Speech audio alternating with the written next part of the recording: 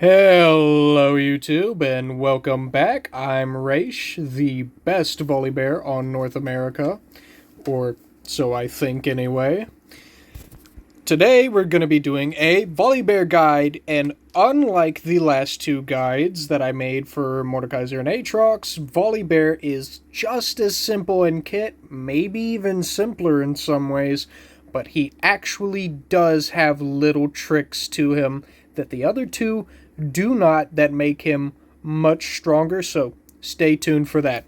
So, we'll start off with his passive. His passive is every attack or ability that you land grants a stack. These stacks give him attack speed. At max stacks, he gains extra damage and Chain Lightning.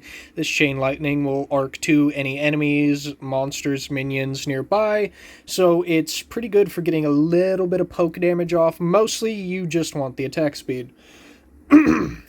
Excuse me. It does scale off of your AP, the damage, and the attack speed, so if you do go magic damage, it will be faster and stronger, but I wouldn't recommend that. Most of the time, you would only use that if you were stuck in top lane versus like a ranged top like Vayne or something like that, because you could get really good poke off, and the attack speed really does amount.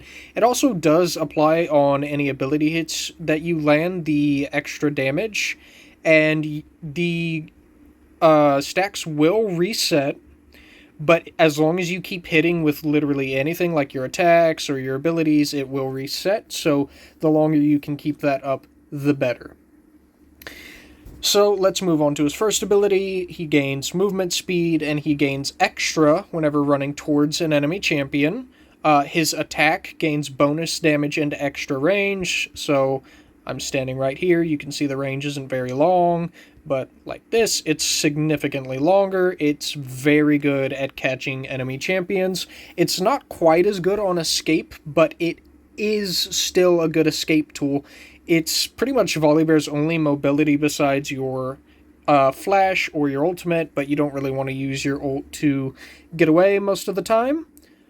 It also, the duration of it does actually pause if you get like stunned or knocked up, so this duration would completely pause if you were stunned or knocked up, so it does actually help in catching enemy champions who are trying to use crowd control to get away, so that's a good thing to keep in mind. And there is a hidden trick that the game doesn't tell you anywhere later on with his ultimate.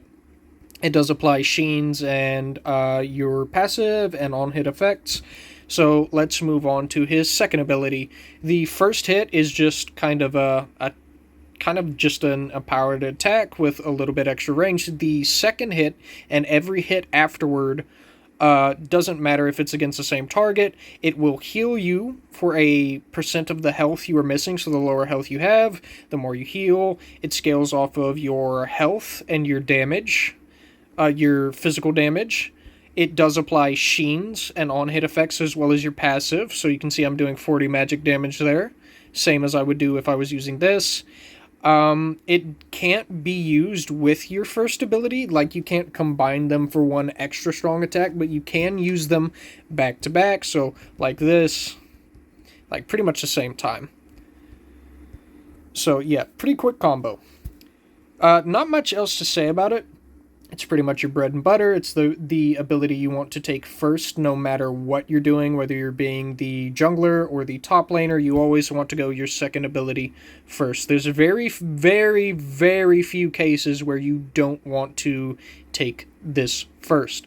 Okay, so for your third ability, you call down lightning in a little area. After a pretty lengthy delay, it comes down, deals magic damage that scales with your HP and your AP. So if you're going tank, it will actually do more damage and shield you more, but if you're going AP, you can also use this as a form of survivability or poke.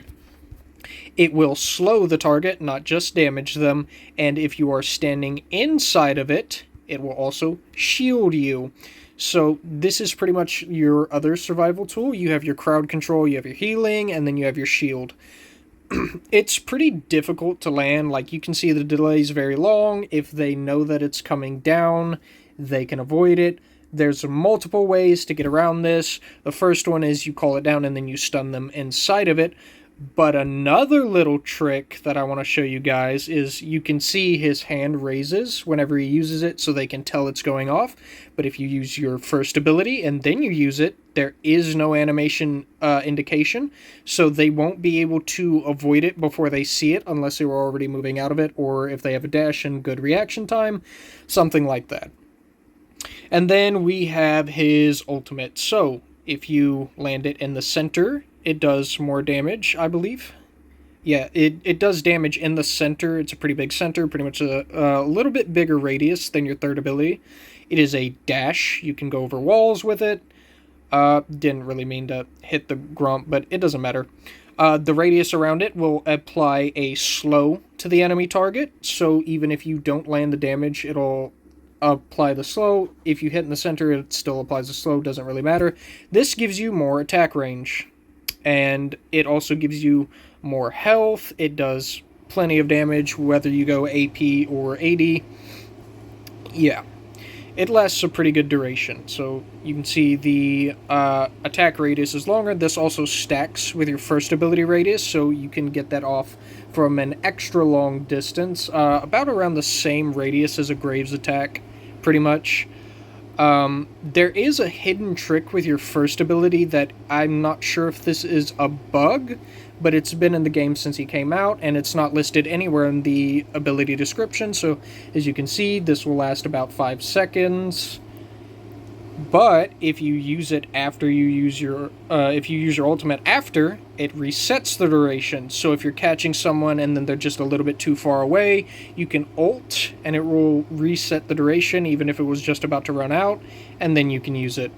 So that's a pretty nice little trick. Now, there was a trick on PC where this did give more attack range, so you could attack over walls and then it would dash you over the wall. That doesn't work on Wild Rift. You can still attack over the walls with the extra attack range, but it will not dash you over the walls, or at least it doesn't in my experience. I tried multiple different times, just doesn't work. So you have your reset, and then you have your animation hiding. Like I said, literally anything you hit them with applies one of your passive stacks, so you can stack it up pretty quickly. If you play your cards right, you could get all 5 in just like one pretty quick combo, just using all of your abilities. So pretty much a basic Volibear combo. You would start off with your 1, you would put your third behind them to chase them into it, and then stun them into it, because they were already probably running away because they don't want to get stunned, hit with the empowered attack, and then you'd start using your second ability, getting your health back, doing damage, pretty much your bread and butter, your main damage. And your ult also turns off turrets. If you hit an enemy turret, it will completely turn it off. The duration it turns off enemy turrets scales with the level of your ultimate. It's very short at level 1. At level 2, it's actually pretty decent. At level 3, it actually lasts a pretty good time. So you can use this for tower diving. That was about 3 to 5 seconds, something like that. It does turn it off for a pretty good while. This, it also does damage to it. Obviously, it does a lot more whenever you have items and if there are minions under it. So if you need to tower dive somebody, that's pretty much what you do. You would put your third under, you'd activate your 1, ult in, and then stun them under it, get your shield, and you should be out before the turret turns back on. But if you're not, it's fine, because you should be building health on Volibear, and you'll have your shield, and you have your healing, all kinds of stuff. You have all kinds of way to get in and out of a turret dive. So, yeah, that's a pretty simple rundown of Volibear. I can't think of anything I particularly missed. I hope you enjoyed the video, and I will see you guys next time.